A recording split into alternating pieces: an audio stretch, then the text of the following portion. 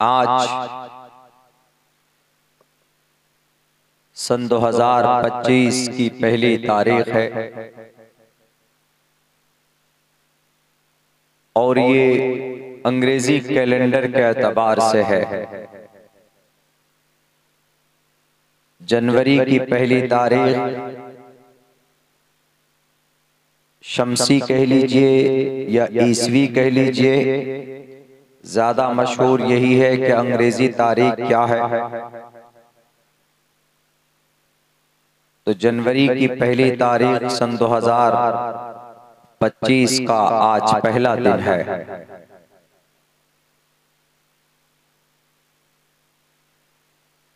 अंग्रेजी तारीख की शुरुआत यानी हम लोग सन 2025 में अब दाखिल हो गए।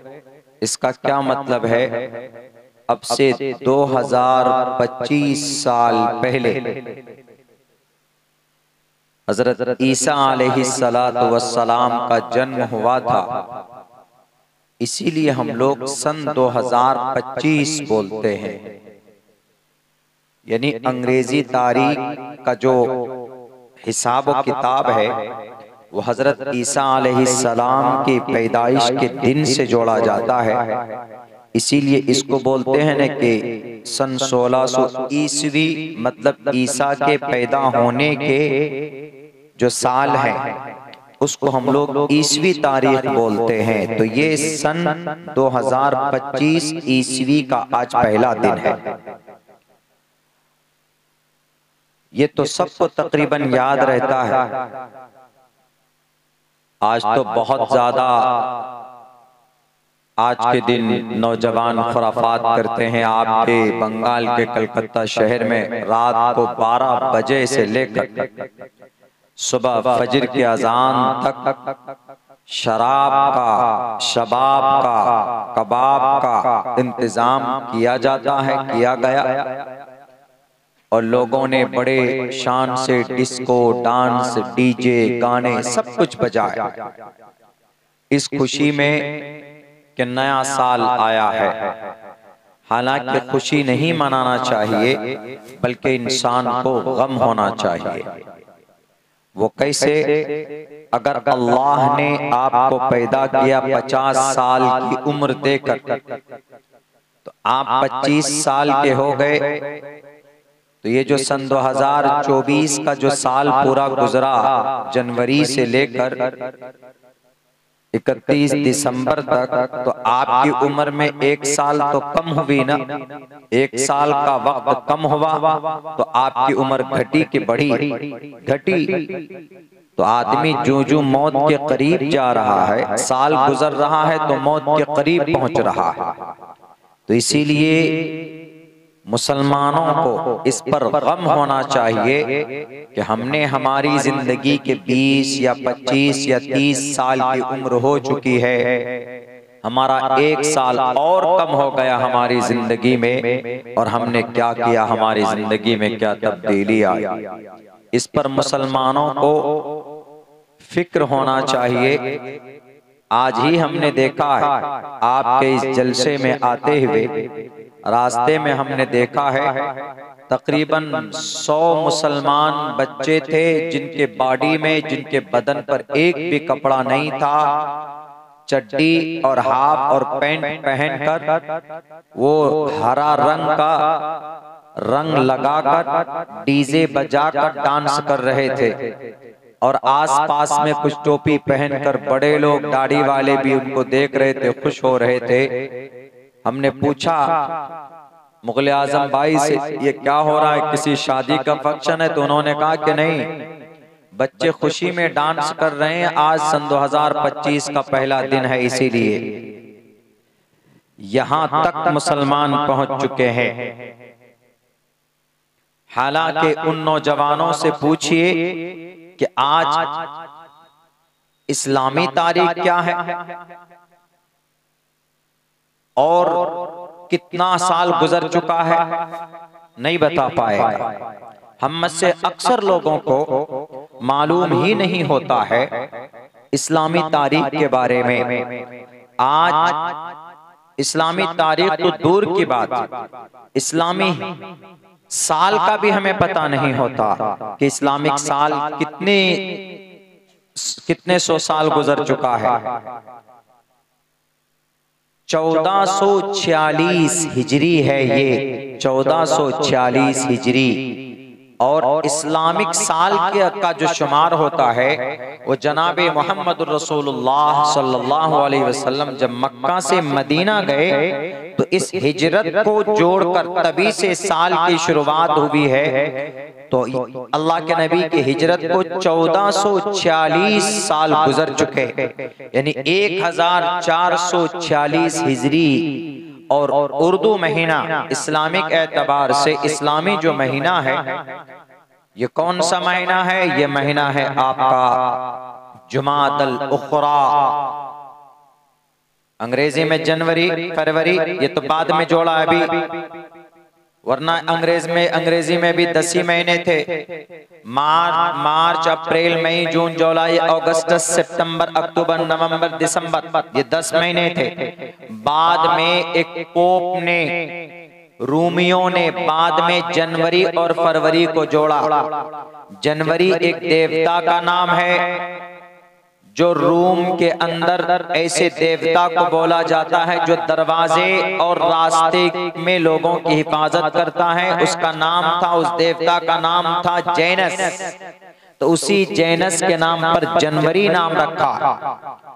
और उसी रूमी लोगों ने उस जमाने में एक त्योहार मनाते थे, खुशी का दिन मनाते थे। तो उस खुशी और उस त्योहार का नाम था फेब्रिया। तो उसी फेब्रिया के नाम पर फरवरी, असल में है फेब्रुअरी, तो फेब्रुअरी के महीने का इजाफा किया। तो पहले 10 महीने थे, बाद में जनवरी और फरवरी को ऐड किया तो अब वो 12 महीने हो गए। जनवरी फरवरी मार्च अप्रैल मई जून जुलाई अगस्त सितंबर अक्टूबर नवंबर दिसंबर, ये तो अंग्रेजी साल का महीना हुआ। लेकिन हमारा जो इस्लामी महीना है वो क्या क्या है, बहुत से लोगों को नहीं मालूम। जनवरी अंग्रेजी में साल की शुरुआत जनवरी से है। इस्लाम में साल की शुरुआत मुहर्रम की पहली तारीख से है। मुहर्रम, सफर, रबीउल अव्वल, रबीउल आखिर, जुमादल अव्वल, जुमादल उखरा। ये जुमादल उखरा, जुमादल सानी भी बोलते हैं इसको। तो इसकी आज 29 तारीख है, कल को 1 तारीख है रजब की। रजब की पहली तारीख है कल। तो आज है जुमादल उखरा, रजब, फिर शाबान, फिर रमजान, रमजान के बाद फिर शव्वाल, शव्वाल के बाद फिर ज़ीक़ाइदा, जिसमें कुर्बानी मनाते हैं हम लोग। ज़ीक़ाइदा की 10 तारीख को ज़िबा करते हैं, बकरा ज़िबा करते हैं, ऊंट ज़िबा करते हैं, गाय ज़िबा करते हैं। योगी जी की अम्मा को काट के खाते। वो कौन सी तारीख है? वो तारीख है 10 ज़िलहिज्जा। उसके बाद 10 ज़िलहिज्जा इस्लाम में आखिरी महीना है, जैसे दिसंबर है वैसे ज़िलहिज्जा इस्लाम में। उसके बाद मुहर्रम, मुहर्रम की पहली तारीख को इस्लामिक एतबार से साल का पहला और नया दिन होता है।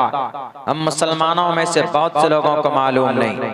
जैसे 2025-24 साल गुजर चुके, 2025 है ये शुरू हो चुका, ऐसे इस्लाम में 1446 साल अल्लाह के नबी अलैहिस्सलाम के हिजरत के हो गए। ये याद रखना चाहिए। अच्छा, इन दोनों तारीख से पहले भी एक तारीख चलती थी।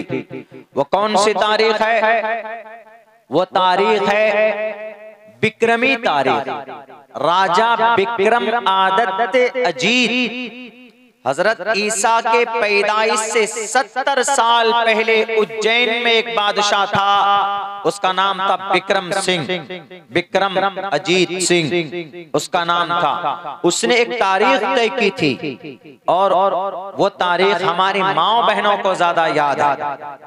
बैसाख, जेठ, आषाढ़, सावन, भादो, आसिन, कार्तिक, अघन, पूस, माघ, फागुन, चैत, 12 होगा। हम लोग सिर्फ जनवरी फरवरी याद रहता है, हिंदी भी याद नहीं, उर्दू भी याद नहीं। तो इस हिंदी में विक्रम साल का जो पहला महीना है वो बैसाख का है। बैसाख पहला आता है, बैसाख, फिर जेठ, फिर आषाढ़, फिर सावन, भादो, आसिन, कार्तिक, अगहन, पूस, पूस माघ। पूस में ठंडी बहुत होती है, यही अभी समाना करीब का। पूस, माघ, फागुन, चैत, बैसाख, जेठ, आषाढ़, सावन, भादो। ये हिंदी तकरीबन लोग बोलते हैं कि इसको हिंदी साल बोलते हैं, हिंदी महीना बोलते हैं। तो ये भी तकरीबन 2100 साल का वक्फा इसका गुजर चुका है। तो मुसलमानों में इतनी दिलचस्पी नहीं है अपनी शरीयत को जानने, अपने इस्लामी इतिहास को जानने के लिए, और यही वजह है कि आहिस्ता आहिस्ता मुसलमान कमजोर होता जा रहा है। मुसलमानों को अपनी शरीयत से, अपने कुरान से, अपने दीन के नॉलेज के बारे में जर्रा बराबर भी दिलचस्पी नहीं है। और जब मुसलमान अपनी शरीयत से दिलचस्पी न जाहिर करे, मुसलमानों को शरीयत की तरफ जब रग़बत ना हो, जब मुसलमानों को अपने कुरान से, अपने सुन्नत से मोहब्बत ना हो, तो अल्लाह तबारक व तआला जालिम बादशाहों को मुसल्लत करता है। फिर वो कभी बुलडोजर लगाकर आपकी मस्जिद को तोड़ता है, फिर वो आपको कभी कभी नया कानून लाकर आपके वक्फ की जमीन को नाजायज तरीके पर हड़प करने की कोशिश करता है। फिर वो अपने एजेंडों को खड़ा करके हमारे मदरसों को बंद करने की बात करता है। ये बाद में, पहले खुद मुसलमान अपनी शरीयत से दूर होता है, पहले खुद मुसलमान अपनी शरीयत से बेरग़बती जाहिर करता है। नमाज नहीं पढ़ते, रोजा नहीं रखते, झूठ बोलते हैं, शराब पीते हैं, सूद खाते हैं, बंधन लोन के अंदर मुलव्विस है।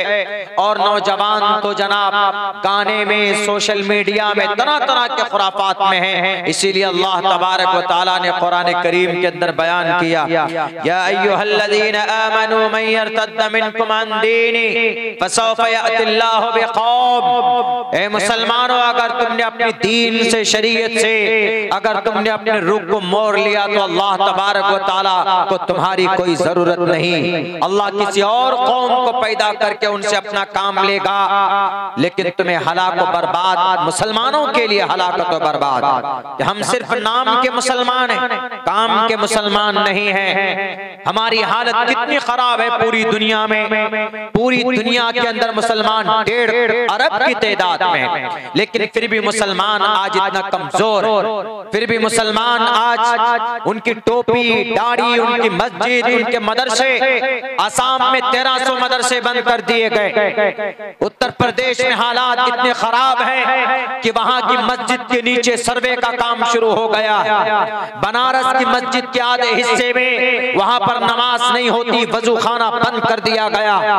संभल की मस्जिद के सामने में वक्फ बोर्ड की जमीन के ऊपर नाजायज तरीके पर पुलिस स्टेशन बनाया जा रहा है। क्या वजह है? क्योंकि मुसलमान अपनी शरीयत से मोहब्बत नहीं करता है। और जब उम्मत के लोग बेदीन हो जाएं, बददीन हो जाएं, तो अल्लाह तबारक व तआला जालिमों को मुसल्लत करता है, ये बताने के लिए कि अपने गुनाहों से तौबा कर लो, अब भी वक्त है, अपनी हालत को बदल लो।